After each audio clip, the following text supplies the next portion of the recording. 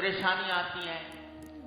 انسان کو. آج کون انسان ایسا ہے کہ جس کو کوئی نہ کوئی پریشانی لاحق نہ ہو؟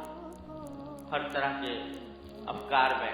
کوئی کسی فکر میں مبتلا ہے، کوئی کسی فکر میں مبتلا. اب ایک تو شکل یہ ہے کہ آدمی اس فکر کو لے کے بیٹھ جائے اور اپنے آپ کو ہاتھ پر ہاتھ رکھ کر بے عمل بنا لے. اس سے کچھ فائدہ نہ دنیا کا نہ آخرت. لیکن دوسری شکل یہ ہے کہ اس پریشانی کو اپنے اللہ تعالیٰ کی بارگاہ میں پیش کرتا ہے کہ اللہ یہ پریشانی ہے اپنے فضل و کرم سے دور فرما، یا اللہ یہ تکلیف ہے اس کو اپنے فضل و کرم سے دور فرما دے. اور اس پریشانی کو دور کرنے کے لیے جو ظاہری اسباب ہیں وہ اختیار کرے، تو اختیار کرتے وقت بھی نگاہ اللہ تعالیٰ کی طرف ہوگی، یا اللہ یہ سبب تو اختیار کر رہا ہوں مگر اصل میں اس کو کامیابی تک پہنچانے والے آپ ہیں، آپ اپنے فضل و کرم سے. بے روزگار آدمی ہے، روزگار تلاش کر رہا ہے، تو ایک تو یہ نیت رکھے کہ میں اس غرض سے تلاش کر رہا ہوں کہ نبی کریم صلی اللہ علیہ وسلم نے اس کو فریضہ قرار دیا اور حلال کی طلب کو فریضہ قرار دیا. اور دوسرے جو کوشش کر رہا ہوں، اے اللہ اس کوشش میں تاثیر پیدا کرنا وہ صرف آپ کا کام ہے، اپنے فضل و کرم سے وہ تاثیر پیدا فرما دو. اگر ویسے ہی غم میں بیٹھا رہا، حسرت میں بیٹھا رہا تو نہ دنیا ملے گی نہ دین ملے. لیکن یہ کام کرے گا تو انشاءاللہ کامیابی بھی ہوگی، کبھی نہ کبھی اس کوشش میں اللہ تعالیٰ تاثیر ڈالیں گے، اور ساتھ ہی اس کے اوپر ذکر کا ثواب ملے گا انشاءاللہ تعالیٰ کہ اللہ تعالیٰ کو اس نے یاد کیا اور اپنی تدبیر پر بھروسہ کرنے کے بجائے اللہ جل جلالہ کی کہ تاثیر کے اوپر بھروسہ کیا کہ وہ تاثیر پیدا کرنے والی. بیماری آ گئی تو بیماری جو ہے یہ بھی اللہ تعالیٰ کی مشیت سے ہے، بے شک علاج کرے، لیکن ساتھ ہی اللہ تبارک و تعالیٰ کی بارگاہ کی طرف متوجہ ہو کہ یا اللہ یہ دوا تو کر رہا ہوں لیکن اس میں تاثیر پیدا کرنا وہ آپ کا کام ہے، اپنے فضل و کرم سے اپنی رحمت سے وہ تاثیر پیدا فرما. غرض جو پریشانی بھی لاحق ہو، جو فکر بھی لاحق ہو، اس کو غفلت کا ذریعہ بنانے کے بجائے اس کو اللہ تبارک و تعالیٰ کی یاد کا ذریعہ بنا. نقصان ہو گیا، کوئی پریشانی نقصان ہونے کی اس کو بھی یا اللہ یہ نقصان ہو گیا اپنی رحمت سے اس کی تلافی فرما دی. بہادر شاہ ظفر مرحوم نے کہا کہ یہ کہاں کا فسان ہے سود و زیاں، جو گیا تو گیا جو ملا تو ملا. یہ کہاں کا فسان ہے سود و زیاں، جو گیا تو گیا جو ملا تو ملا. کہو دل سے کہ فرصت عمر ہے کم، جو دلا تو خدا ہی کی یاد دلا. عمر کی فرصت کم ہے، ارے کیا آ گیا کیا چلا گیا، دنیا تو اسی کا نام ہے، کبھی کوئی چیز کبھی آ جاتا ہے کبھی چلا جاتا ہے، آنی جانی ہے، دولت بھی آنی جانی ہے، راحت بھی آنی جانی ہے، لذت بھی آنی جانی ہے. کوئی چیز قائم رہنے والی نہیں ہے، نہ خوشی ہمیشہ قائم رہتی ہے نہ غم ہمیشہ قائم رہتا ہے، یہ سب آنی جانی چیزیں ہیں. تو کہو دل سے کہ فرصت عمر ہے کم، جو دلا تو خدا ہی کی یاد دلا. اب زندگی گزر رہی ہے تو اس کو اپنے اللہ تبارک و تعالیٰ کی یاد میں صرف کر لو. ہر انسان کی زندگی میں ایسے واقعات پیش آتے ہیں جس میں وہ پریشانی کا شکار ہو. اس پریشانی کے موقع پر کیا کرنا چاہیے، یہ قرآن کریم نے ہمیں اس کی جگہ جگہ تلقین فرمائی. سورہ آل عمران کی آخری آیت ہے یا ایھا الذین آمنوا اصبروا وصابروا ورابطوا واتقوا اللہ لعلکم تفلحون. اس میں پورا لائے عمل اللہ تبارک و تعالیٰ نے بتایا ہے پریشانی کے حالات میں انسان کو کیا کرنا، جس کا خلاصہ یہ ہے کہ انسان کو جب بھی کوئی پریشانی لاحق ہو، کوئی صدمہ پیش آئے، کوئی مشکل پیش آئے، تو اس کے 3 کام میں پہلے خلاصہ بیان کر دوں، پھر اللہ نے توفیق دی تو اس آیت کی تشریح کروں. خلاصہ قرآن و سنت کی تعلیمات کو سامنے رکھتے ہوئے ہر پریشانی چاہے انفرادی ہو چاہے اجتماعی ہو، ایک آدمی کی ہو یا 10 آدمیوں کی ہو یا پورے ملک کی ہو یا پورے مسلمانوں کی ہو، کوئی بھی پریشانی انسان کو پیش آئے تو قرآن و سنت کی تعلیم یہ ہے کہ 3 کام کرنے چاہیے. پہلا کام، اس پریشانی کو دور کرنے کے لیے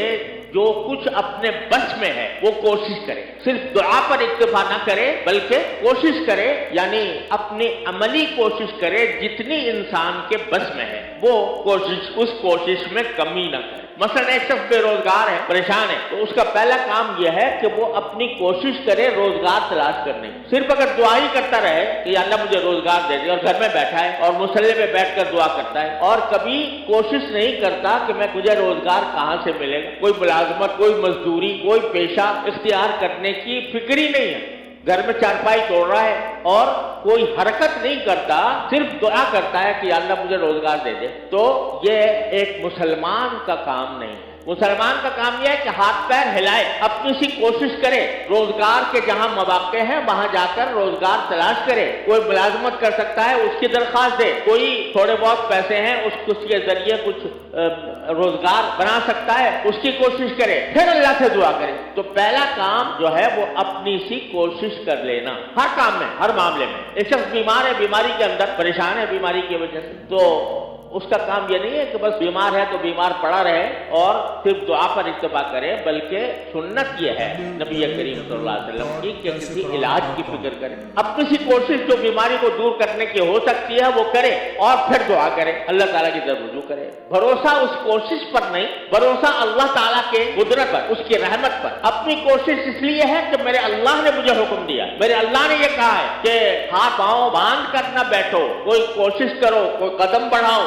اور اس قدم بڑھا کر پھر اللہ پر بھروسہ کرو، پھر اللہ سے دعا کرو۔ اجملوا فی الطلب وتوکلوا علیہ، اپنی سی جتنی کوشش تمہارے بس میں ہے وہ کر گزرو اور اس کے بعد اللہ تبارک و تعالیٰ پر بھروسہ کرو، اس سے مانگو کہ یا اللہ میرے بس میں تو اتنا کام تھا کہ میں یہ ہاتھ پاؤں چلا لیتا، لیکن اس عمل کو مؤثر بنانا وہ آپ ہی کے قبضہ قدرت میں ہے، آپ کے سوا کوئی نہیں کر سکتا۔ اپنی سی کوشش، اللہ پر بھروسہ، اللہ تبارک و تعالیٰ سے دعا اور انابت، اس کی طرف رجوع، یا اللہ یہ کوشش کی ہے اس کو کامیاب بنانا آپ کی قدرت میں ہے، اپنی رحمت سے اس کو کامیاب بنانا۔ اور تیسرا کام، یہ دو کام جب کر لیے، اپنی سی کوشش اور اللہ تعالیٰ سے دعا، اور دعا کے بعد پھر تیسرا کام ہے رضا بالقضاء، کہ اب میں نے اپنا کام کر لیا، اب اللہ تبارک و تعالیٰ ہی کے قبضے میں ہے، اسی کی قدرت میں ہے، اسی کی حکمت میں ہے کہ جو فیصلہ وہ کرنا چاہے گا کر لے گا،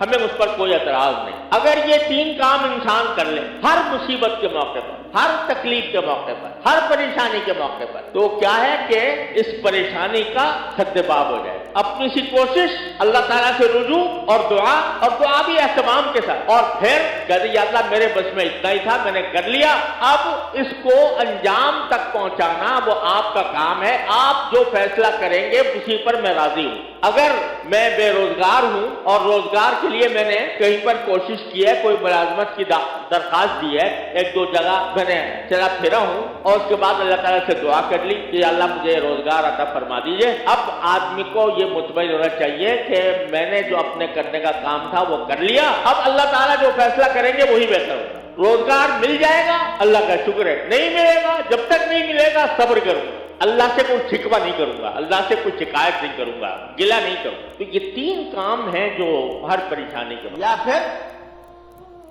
اللہ تبارک و تعالی اس کو معذور قرار دے۔ تو اس واسطے یہ سکھایا ہے سورہ فاتحہ میں کہ جہاں بھی تمہیں دشواری پیش آئے ہمیں پکارو۔ دیکھو حضرت یونس علیہ السلام کا واقعہ قرآن کریم میں ذکر کیا ہے،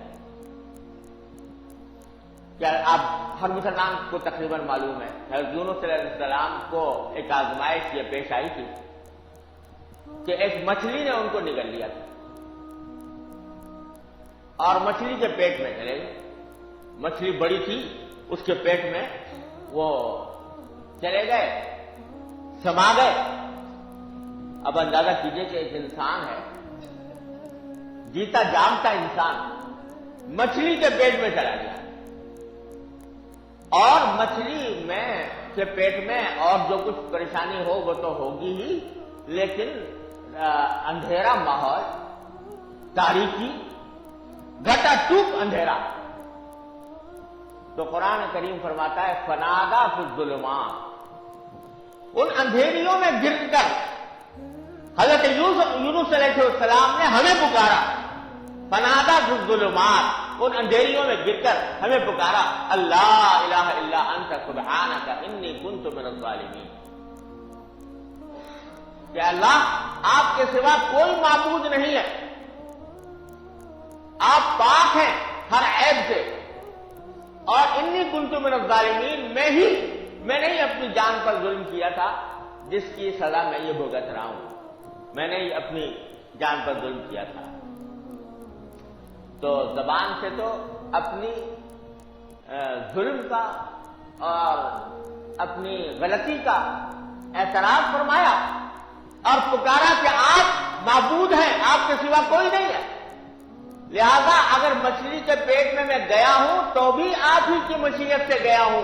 اور اگر نکلوں گا تو آپ ہی کے حکم سے نکلوں گا۔ فنادى في الظلمات لا الہ الا انت سبحانک انی کنت من الظالمین، وہاں جا کے پکارا۔ اب بتاؤ کہ اگر انسان کوئی مچھلی کے پیٹ میں چلا جائے، بڑی ویل مچھلی اس کے پیٹ میں چلا جائے، کوئی ہے جو اس کو بچا سکے، نکال لائے اس میں سے؟ کسی انسان کے بس میں تھا؟ کوئی صورت موجود نہیں تھی باہر آنے کی، نہ کوئی اگر مدد کرنا بھی چاہتا کہ ان کو مدد کرے تو مدد کرنے کی قدرت نہیں تھی۔ حضرت یونس علیہ السلام نے پکارا اللہ تبارک و تعالیٰ کو، اور پکار کر کہا لا الہ الا انت سبحانک انی کنت من الظالمین۔ تو قرآن کریم کیا فرماتا ہے؟ فنجیناہ من الغم، ہم نے ان کی پکار سنی۔ بعض روایتوں سے معلوم ہوتا ہے 3 دن رہے پیٹ میں، واللہ عالم کتنی مدت رہے، کتنی دیر رہے، پکارتے رہے اللہ تعالیٰ، مایوس نہیں ہوئے، ہمت نہیں ہاری، اللہ تبارک و تعالیٰ کی ذات سے امید وابستہ رکھی۔ ظاہر پکارنا تو پہلے شروع کر دیا ہوگا، پہلے لمحے میں بھی شروع کر دیا ہوگا اس حالت میں، لیکن مدد آئی کچھ دیر کے بعد، اور کچھ دیر کے بعد قرآن کریم کہتا ہے کہ ہم نے مچھلی کو حکم دیا کہ ان کو اگل دو لے جا کر ایک کنارے، چنانچہ مچھلی نے اگل دیا۔ فنجیناہ من الغم، ہم نے ان کو اس گھٹن سے نجات عطا فرمائی، جو مچھلی کے پیٹ میں ان کو گھٹن لائق ہو گئی تھی، اس نے ان کو نجات عطا فرمائی ان کی اس پکار کے بدلے میں۔ یہ واقعہ سنایا قرآن کریم نے، اس کے بعد ایک جملہ فرمایا وَكَذَلِكَ نُنْجِي الْمُؤْمِنِينَ، اور اسی طرح ہم مومنوں کو نجات دیتے ہیں، اسی طرح ہم مومنوں کو نجات دیتے ہیں۔ یہ کیا فرما دیا کہ اسی طرح مومنوں کو نجات دیتے ہیں؟ کیا اس کا مطلب یہ ہے کہ ہر انسان، ہر مومن مچھلی کے پیٹ میں جائے گا اور پکارے گا اور نجات دیں گے؟ ظاہر یہ نہیں، بلکہ مطلب یہ ہے کہ جب کبھی تاریکیوں میں تم گر جاؤ، چاروں طرف سے اندھیرا تمہارے اوپر مسلط ہو جائے اور ہر طرف سے تمہیں مایوسی ہونے لگے، ہمیں پکارو اس وقت، تو ہم تمہیں نجات کا راستہ بتائیں گے، ہم تمہیں نجات کے راستے پر لے جائیں گے۔ کذالک ننجی المؤمنین۔ تو میرے بھائیوں، اس آیت نے بھی سبق یہ دیا، اور اہدنا الصراط المستقیم ہے کہ میرے بندو گھبراؤ نہیں، پریشان نہ ہو، مایوس نہ ہو، کہ حالات کی خرابی سے مایوس ہو کر بیٹھ جاؤ ہاتھ پر ہاتھ دھر اور سمجھو کہ اب کوئی راستہ نہیں رہا۔ نہیں، اللہ تبارک و تعالیٰ راستہ پیدا کرنے والے، اور وہ راستہ یہ ہے کہ مجھے پکارو، ایاک نعبد و ایاک نستعین اہدنا الصراط المستقیم، پکارو، مانگو مجھے۔ اس وجہ سے بزرگوں نے فرمایا ہے کہ آدمی کو چاہیے کہ ہر روز بلا نعرہ کوئی دن خالی نہ جائے، کہ وہ اللہ تبارک و تعالیٰ سے دعا مانگے کہ یا اللہ آپ کے دین پر چلنا چاہتا ہوں، میں صراط مستقیم پر چلنا چاہتا ہوں، لیکن رکاوٹیں ہیں، مشکلات ہیں، ماحول ہے، دوسری طرف مجھے لے جا رہا ہے، اے اللہ اپنے فضل و کرم سے، اپنی رحمت سے مجھے اس ماحول کی خرابی سے بچا لیجیے اور اپنے بتائے ہوئے طریقے کے مطابق عمل کرنے کی توفیق عطا فرمائیے، یہ مانگو۔ تو ایسا عمل ہے، ہمارے حضرت حکیم الامت مولانا اشرف علی صاحب تھانوی رحمۃ اللہ علیہ فرماتے ہیں کہ 40 دن کوئی آدمی عمل کر دیکھے اس پر تو مانگنے لگا ہے، دل لگا کر مانگے، خوشو خضوع کے ساتھ مانگے، مانگنے کی طرح مانگے، تو فرماتے ہیں 40 دن عمل کر کے دیکھ لے تو 40 دن کے بعد انشاءاللہ اس کو دروازے کھلتے نظر آئیں گے، اور اللہ تعالیٰ کے فضل و کرم سے اس کو توفیق ہو، زندگی میں انقلاب آئے، خوشگوار انقلاب، اطمینان کا انقلاب انشاءاللہ آئے گا۔ لیکن کر کے تو دیکھیں، ہوتا یہ ہے کہ ہم لوگ غفلت میں زندگی گزار رہے ہیں، صبح سے لے کر شام تک ہماری سوچ بچار دوڑ دھوپ ہر چیز کا محور یہ دنیا ہی دنیا بنی ہوئی ہے۔ کس طرح ہم پیسہ زیادہ کما لیں، کس طرح ہمارا بینک بیلنس زیادہ ہو جائے، کس طرح ہمارا مکان اچھا ہو جائے، کس طرح ہمیں گاڑی اچھی مل جائے، ساری سوچ بچار دوڑ دھوپ کا محور بس یہ۔ لیکن مرنے کے بعد کیا ہونے والا ہے، آخرت کی زندگی میں ہمارا کیا حشر ہونا ہے، اس کی فکر بہت کم ہے۔ اس کا نتیجہ یہ ہے کہ بس بہانے ڈھونڈتے ہیں ہم لوگ کہ بھئی ماحول خراب ہے لہذا ہاتھ پہ ہاتھ رکھ کے بیٹھ جاؤ، کچھ کرو نہیں۔ جیسے زمانہ بہ رہا ہے اسی کے بہاؤ تو پر تم بھی بہو، لوگ جھوٹ بول رہے ہیں تم بھی بولو، لوگ فریب دے رہے ہیں تم بھی دو، لوگ رشوت کھا رہے ہیں تم بھی کھاؤ۔ اسی بہاؤ کے اوپر گزرتے ہوئے ساری زندگی گزر جاتی۔ تو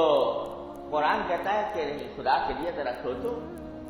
اور کچھ نہیں، یہی کام کر لو، اس میں کوئی زیادہ لمبا چوڑا محنت بھی نہیں کرنی پڑتی۔ روز اللہ تبارک و تعالیٰ کی بارگاہ میں گڑ گڑا کر چند منٹ یہ دعا کیا کرو، پھر دیکھو کیا ہوتا ہے، راستے کس طرح کھلتے ہیں۔ میں نے اپنی آنکھوں سے نظارہ کیا ہے، خود تجربہ کیا ہے، کیسے کیسے لوگ جو آ کر یہ شکایت کرتے تھے کہ ہمارے اوپر دروازے بند ہیں، سچ کے دروازے بند ہیں، انصاف کے دروازے بند ہیں، اور دین کے اوپر چلنے کے دروازے بند ہیں،